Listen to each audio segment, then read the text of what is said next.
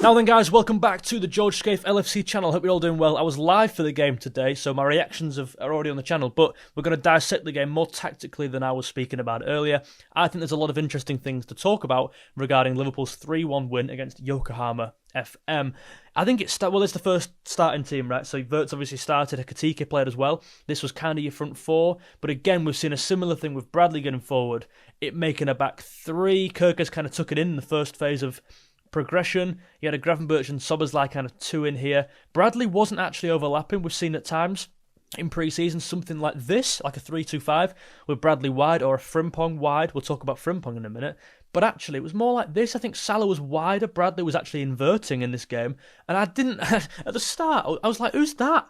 It was Bradley. Like, he'd really filled out his frame, hasn't he? I think he's really bulked up over, I don't know, maybe he's eating his greens or something, because I didn't recognise Bradley. And I thought in the first half, and then the 10 minutes he played in the second, I think he had a good game. And I'm liking this role he's occupying. And we'll talk about my mate Frimpong in a minute, who I love, by the way.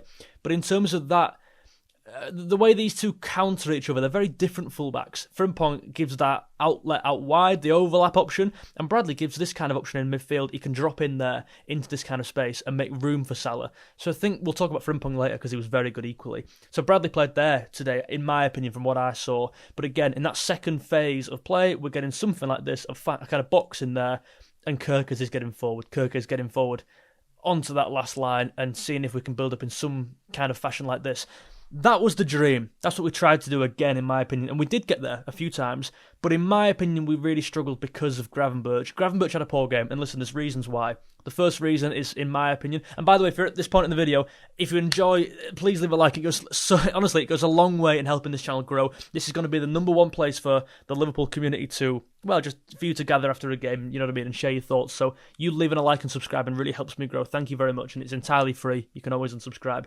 The problem with this was Gravenberch had a poor game. I guess the pitch wasn't great, which didn't help. Obviously, both teams were playing on the pitch. The pitch is not an excuse at all for us not doing very well in that game. I don't want it to get misconstrued as that. But Gravenberch had a poor game, maybe because of that, maybe because they were kind of, let me just use these goalkeepers here to demonstrate my point. They were playing kind of a 4-4-2, if they were your two strikers there. And as your midfielder, let's just say 4-4-4-2. But at times they were dropping into a 4-4-1-1. Because Kirkers a bit further up, your winger was kind of on it on Kirkers. So they had one striker occupying our back two, and then one man sitting on Gravenberch, and they were just, if he would press there, he would sit. If he would press there, he would sit on Gravenberch. So there was always a man on him, and I think Gravenberch found it very hard to shake that man off amongst like the pitch, and like he was really struggling to get involved in the game. He could not get a foot on the ball at all, which was a massive problem for Liverpool in this game, in the first half certainly. And I actually think it's fair to say the first half was worse than the second half because of that ball progression. It was non-existent in the first half. Actually, in fact, a lot of our play in that first half was from Van Dijk. It was from Van Dijk pinging it wide to Salah, from Van Dijk going wide to Gakpo, and then you were kind of left with this ball in the first half, that little over-the-top ball there for an Ekitike who was at the back post. Can Salah find Ekitike? He tried a few times. The pass was a bit heavy and Ekitike couldn't really get on it. He really struggled, actually, in Ekitike, in the first half, just to get the ball under control, to really find his feet.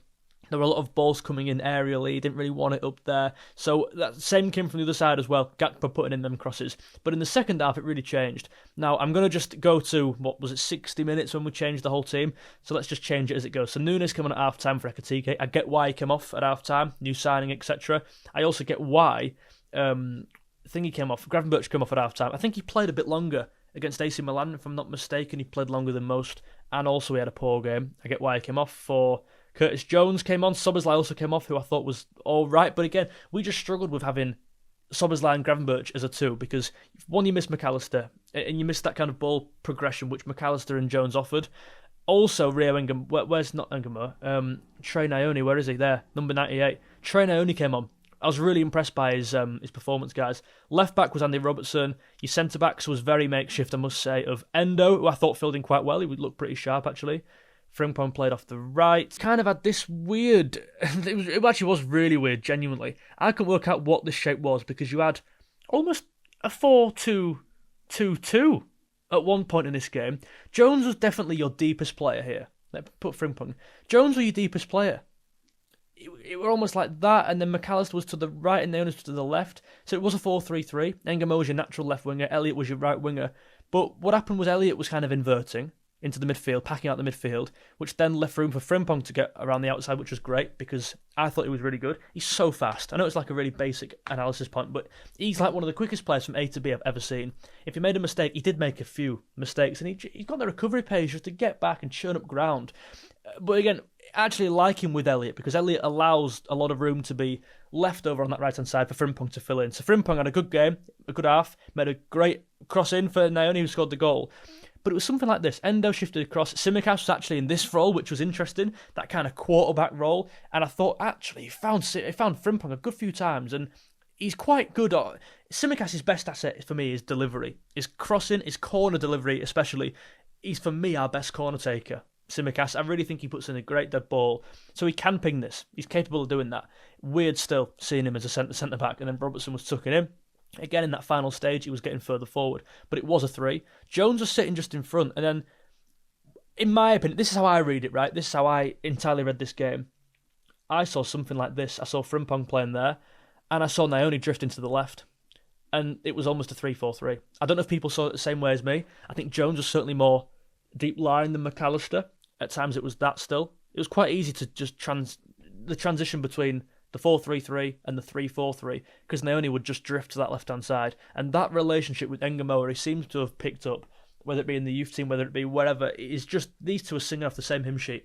And it's so exciting. What's the combined age with them two players there? Like Gerrard and Torres, these two off the left, full of ability, obviously, so exciting, but full of confidence as well.